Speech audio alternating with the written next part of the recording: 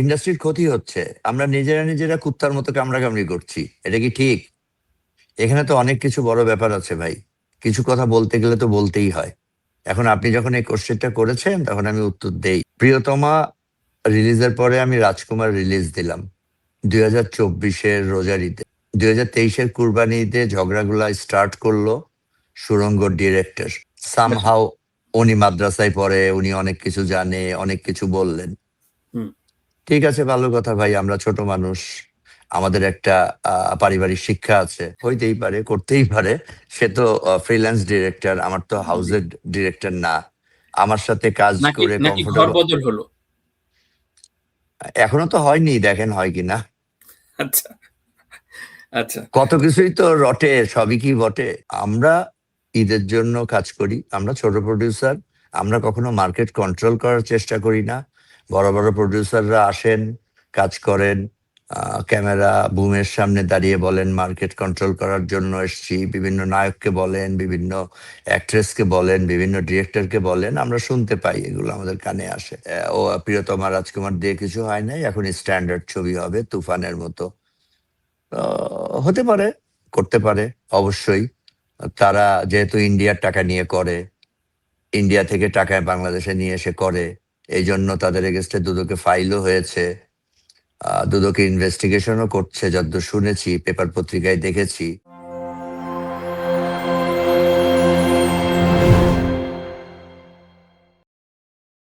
তো সেক্ষেত্রে একটু কন্ট্রাডিক্ট হয়ে গেল না? আপনি কিছুক্ষণ আগে যেটা বললেন যে ভাই বাজেট ছবিটা নিয়ে ভাবতে হবে, কারণ সামাজিক ছবি আমাদের দেশে এই বাজেটটা এফোর্ড করতে পারবে কিনা। ঠিক একইভাবে শাকিব খানের যে প্রিন্স, যে কারণে অনেকেই অনেক, যদিও ফেল করেছে সিঙ্গল স্ক্রিনে, ডিসিপি দিতে দেরি করেছে, এসব ঘটনা ঘটেছে। তো বাজেট একটা বড় রিস্ক ফ্যাক্টর কিনা এখন বাংলাদেশে? কন্ট্রাডিক্টরি কি দেখলেন আপনি? না, যেহেতু কোন বললেন যে কথাটা আমার কন্ট্রাডিক্টরি? যে প্রথম বললেন যে যেহেতু বাজেট বাংলাদেশে ওই বাজেটের ছবি এখনো ইন্ডাস্ট্রি তৈরি হয়নি, যেটা কোন বাজেটের ছবির ইন্ডাস্ট্রি তৈরি হয়নি আমি বলেছি? আমি তো কোনো বাজেটের ছবির ইন্ডাস্ট্রি তৈরি হয়নি আমি এটা বলি নাই। আচ্ছা, বড় বাজেটের ছবিতে বড় রিস্ক, ছোট বাজেটের ছবিতে ছোট রিস্ক। এত বড় বাজেটের ছবি বানালে হ্যাঁ, সেই বাজেট কি বাংলাদেশের ইন্ডাস্ট্রি থেকে তুলে নিয়ে আসা সম্ভব? রাইট, এইটা হিসাব করা উচিত। আচ্ছা তৈরি হয়নি আমি তো এটা বলি নাই। আচ্ছা, হতে পারে। তো তার মানে বড় বাজেটের ছবির ক্ষেত্রে আপনি শাকিব খানের ছাড়া, তো শাকিব খান যখন একটা বড় অ্যামাউন্ট নিয়ে নেয় তখনই বিষয়টা রিস্ক ফ্যাক্টরে চলে যায়। এজন্য হয়তো প্রডিউসাররা বলা শুরু করেছেন। আপনার কাছে কি হ্যাঁ, মনে হয় যে ব্যাপারটা তো তাই। ব্যাপারটা তো তাই। একটি বাজেট 30% যদি নায়কের কাছে চলে যায়, তাহলে আপনি কি দিয়ে ছবি বানাবেন? Correct, correct. হয়তো এই কারণেই এই প্রশ্নগুলো অ্যারাইজ হচ্ছে। আমি খুব অকপটে আশাদ আদনান আপনার কাছে একটু জানতে চাই যে এই প্রসঙ্গগুলো উঠছে যে হিমেল আশরাফকে কাস্ট করা এবং আপনার নতুন ছবির ঘোষণা, তার ঠিক কয়েকদিন আগে হিমেল আশরাফ, আমি নাম ধরে বলি যেহেতু পাবলিকলি এটা খবরে এসছে, সারিয়া শাকিল আলফা এর সাথে শাকিব খান, হিমেল আশরাফ সহ একটা সেলফি সহ একটা নিউজ এসছে যে তারা নতুন ছবিতে আসছেন। তখন আমরা দুজন ডিরেক্টর, কয়েকজন প্রডিউসারের সাথে একটা আলোচনা করেছিলাম অনলাইনে। তখন বলছিলাম যে আশাদ আদনান ভাইয়ের সাথে হিমেল আশরাফ দীর্ঘদিন কাজ করেছে, তাহলে কি ঘর পাল্টালো কিনা। তার কিছুদিন পরে আপনি একটা ঘোষণা আসলো, সাগর ভাইয়ের সাথে আপনার নতুন ছবি প্রডিউস করতে যাচ্ছেন, এবং হিমেল আশরাফ আপনার সাথে মনে হয় গতকালকে আপনি একটা ছবি পোস্ট করেছেন। তো বিষয়টা কি আসলে, মানে অবস্থা দৃষ্টিতে, সাধারণ দৃষ্টিতে যেটা দেখা যাচ্ছে যে কিছুদিন আগে আলফায়ের সাথে হিমেল আশরাফ কাজ করার কন্ট্রাক্ট হলো, তার মানে অনেকগুলো ছবি করছে, আপনার বাইরেও আর ছবি আসছে, আমরা কি বুঝবো? হইতেই পারে, করতেই পারে। সে তো ফ্রিল্যান্স ডিরেক্টর, আমার তো হাউসের ডিরেক্টর না। আমার সাথে কাজ করে নাকি ঘর কমফোর্টেবল বদল হলো? এখনো তো হয়নি, দেখেন হয় কিনা। আচ্ছা আচ্ছা, কত কিছুই তো রটে, সবই কি বটে। না সেটাই, যেহেতু সোশ্যাল মিডিয়ায় বিষয়গুলো আসছে, এই এখন জন্য আমি একটু খোলাসা এখন করছি। ঈদের পর পর ছবি যদি শুনি, 25 দিন আগের ছবি, এটা হঠাৎ করে কাউকে না জানিয়ে দিয়ে দেওয়া, কত রকম কত কথাই তো শুনি। একটু হাইপ ক্রিয়েট করার চেষ্টা, কত রকম কথাই তো শুনি। হইতে পারে না এরকম কিছু? হইতেই পারে। তবে রাইট, ভাই তবে ভাই আমরা ঈদের জন্য কাজ করি, আমরা ছোট প্রডিউসার, আমরা কখনো মার্কেট কন্ট্রোল করার চেষ্টা করি না। বড় বড় প্রডিউসাররা আসেন, কাজ করেন, ক্যামেরা বুমের সামনে দাঁড়িয়ে বলেন মার্কেট কন্ট্রোল করার জন্য এসছি, বিভিন্ন নায়ককে বলেন, বিভিন্ন অ্যাক্ট্রেসকে বলেন, বিভিন্ন ডিরেক্টরকে বলেন, আমরা শুনতে পাই, এগুলো আমাদের কানে আসে। তো তাদেরকে আমার সালাম, ভাই কাজ করেন, কোনো দেশের মার্কেটকে কন্ট্রোল করতে যাওয়ার চেষ্টা করেন না, কারণ মার্কেট নিজের গতিতে প্রবাহিত হয়। মার্কেটকে কন্ট্রোল করতে গেলে নিজেকেই কন্ট্রোল হয়ে যেতে হয়। রাইট, আর খুবই গুরুত্বপূর্ণ একটা ইস্যু নিয়ে আসলে তুলেছেন এই বিষয়ে আমি একটু বিস্তারিত জানতে চাবো যে মার্কেট কন্ট্রোল এবং মিডিয়াবাজি গত কয়েক বছর ধরে ফেসবুক থেকে শুরু করে কিছু অনলাইন মিডিয়া সাংবাদিকরা খুব পেইডলি তাদের ফেসবুকে এবং দুঃখজনক, খুবই দুঃখজনক। আমি একটু প্রশ্নটা ডিটেল একটু শেষ করি। সেটা হচ্ছে কয়েকজন বলার চেষ্টা করেছে, ইনফ্যাক্ট যেমন এবারে রোয়েদ নিয়ে পরিচালক নিজে ক্লেম করলেন যে আমার ছবিটাকে অন্য খাতে, এটা বোঝা যায় না, দুর্বোধ্য, এগুলো নিয়ে কয়েকজন সাংবাদিক একজোট হয়ে একটা ব্যাড ক্যাম্পেইন করছিল।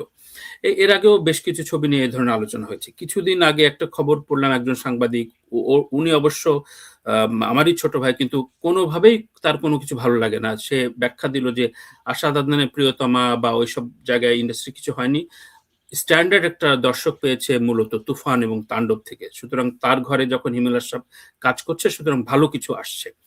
এই যে নিজস্ব মনস্তত্ত্ব দিয়ে খবর প্রকাশ করা, এবং প্রায় শুনি যে কেউ অমুক তারকার পেইড সাংবাদিক, কেউ অনলাইনে পেইড রিভিউ করছে, এবং এবারও হয়েছে যে শাকিব খানের ছবি, আমি নিজেও প্রতিবাদ করেছি, ছবিটা যে ভালো হোক মন্দ হোক, প্রথম দিন ফার্স্ট শোতে একটা পেইড নেগেটিভ ভিডিও কয়েকটা চ্যানেল এবং অনলাইনে ছেড়ে দেওয়া হলো, যে কেউ ওয়াক থ্রু বলছে, কেউ বলছে ভাই আমার ঘুম চলে আসছে।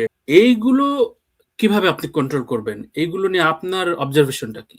আপনি প্রথমেই যে ছোট ভাইয়ের কথা বললেন, উনি তো কোথাও স্থায়ী হতে পারেন না। প্রথম কথা হচ্ছে উনি অস্থায়ী সাংবাদিক, বিভিন্ন হ্যাঁ, মানে জায়গায় বিভিন্ন আমাকেও সময়ে। অনেকভাবে বলেছে, যাই হোক সেগুলো না আসি। হ্যাঁ, তা উনি বললেন যে ও প্রিয়তমা রাজকুমার দিয়ে কিছু হয় নাই, এখন স্ট্যান্ডার্ড ছবি হবে তুফানের মতো। হতে পারে, করতে পারে, অবশ্যই। তারা যেহেতু ইন্ডিয়ার টাকা নিয়ে করে, ইন্ডিয়া থেকে টাকায় বাংলাদেশে নিয়ে এসে করে, এই জন্য তাদের এগেস্টে দুদকে ফাইলও হয়েছে, দুদকে ইনভেস্টিগেশনও করছে, যতদূর শুনেছি, পেপার পত্রিকায় দেখেছি। তো হতে পারে, তারা তো পারতেই পারে ভাই, তারা করতেই পারে। তাদের পক্ষে যারা কথা বলে তাদেরও কি যোগসাজশ আছে, সেগুলোও খুঁজে দেখবে নিশ্চয়ই সংশ্লিষ্ট অথরিটি। আমি এটাই আশা করব, ভালো কিছু হোক, ভালো সিনেমা হোক, নোংরামি না হোক। আচ্ছা, নোংরামি নোংরামি না শব্দটা হোক। যেহেতু তুললেন আরশাদ আদনান, আপনাকে একটু জানতে চাই যে বাংলাদেশে প্রথম এই ধরনের কথা বা এই যে পরস্পর বিরোধী কথা, তর্ক, এগুলো, এই নোংরামিটা শুরু হলো সুড়ঙ্গ এবং 2023-এর প্রিয়তমা। কোরবানির থেকে। হ্যাঁ, সুড়ঙ্গ ভার্সেস প্রিয়তমা, এবং এটা পরবর্তীতে স্বীকারও তর্ক শুরু করলেন। হয়নি, এক প্রকার তর্ক হয়েছে, এক এক ওয়ান সাইডেড তর্ক হয়েছে। হ্যাঁ, মানে এক পক্ষ নোংরামিটা শুরু করলো, পরবর্তীতে তারা বললেও এটা নাকি ক্যাম্পেইনের স্বার্থে করা হয়েছিল, কিন্তু নোংরামিটা ছড়িয়ে গেল দুর্গে নানা রকম নোংরামি। মানে বট বাহিনী আগে শোনা যেত যে পলিটিক্যালি হয়, আওয়ামী লীগ বিএনপি জামাতে হয়, এখন বট বাহিনী নাকি এখন সিনেমাতেও, মানে আফরানিসো, শাকিব খান, আরশাদ আদনান, এগুলো নিয়েও হয়। তো এইটা নিয়ে আসলে ইন্ডাস্ট্রি কতটা লাভবান হলো, মানে এটা না, সত্যি লাভবান হচ্ছে না তো, ইন্ডাস্ট্রির ক্ষতি হচ্ছে। আমরা নিজেরা কুত্তার মতো কামড়াকামড়ি করছি, এটা কি ঠিক? এখানে তো অনেক কিছু বড় ব্যাপার আছে ভাই, কিছু কথা বলতে গেলে তো বলতেই হয়। এখন আপনি যখন এই কোশ্চেনটা করেছেন তখন আমি উত্তর দেই। প্রিয়তমা রিলিজের পরে আমি রাজকুমার রিলিজ দিলাম 2024-এর রোজার ঈদে। 2023-এর কুরবানি ঈদে ঝগড়াগুলা স্টার্ট করলো সুরঙ্গ ডিরেক্টর। সামহাও উনি মাদ্রাসায় পড়ে, উনি অনেক কিছু জানে, অনেক কিছু বললেন।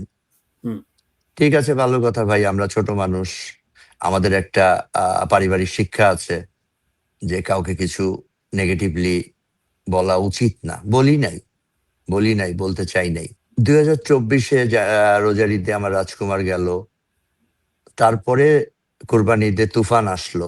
তুফান আসার সময় ওই 2023-এর যে সুরঙ্গ ছবির যে প্রডিউসার মহোদয়, উনি আমার কাছে আসলেন। তখনও 5ই আগস্ট ঘটেনি, আওয়ামী লীগ ক্ষমতা থেকে পালিয়ে যায়নি। আসলেন, এসে বললেন, "ভাই আমার তুফান রিলিজ হচ্ছে, আপনি আমাকে উইশ করেন।" আমি তাকে উইশ করলাম। অবশ্যই তার সাথে ছবি দিয়ে ফেসবুকে স্ট্যাটাস দিলাম যে তার ছবির আমি আ সর্বাঙ্গীন শুভকামনা করছি। হঠাৎ কি হলো, সরকার পতন হলো। উনারা অনেক বড় প্রোডিউসার হয়ে গেলেন। সিন্ডিকেট বানায় ফেললেন। ৫ জনের সিন্ডিকেট, ৬ জনের সিন্ডিকেট। আমরা একটু চিপায় ছিলাম, কথাটা হুম, ঠিক। আওয়ামী লীগ নিয়োজিত রাষ্ট্রপতির ছেলে আমি। আমি তো চিপায় থাকবোই। তাছাড়া কে চিপায় থাকবে? কিন্তু সেই চিপায় থাকার যে এইরকম অ্যাবিউজ হবে, এটা তো বুঝি নাই। ঠিক আছে, তারা ছবি করছে, তাদের সাথে কারা ছিল আমরা সবই জানি। সময় মতো সবাই সবকিছু জানবে ইনশাআল্লাহ।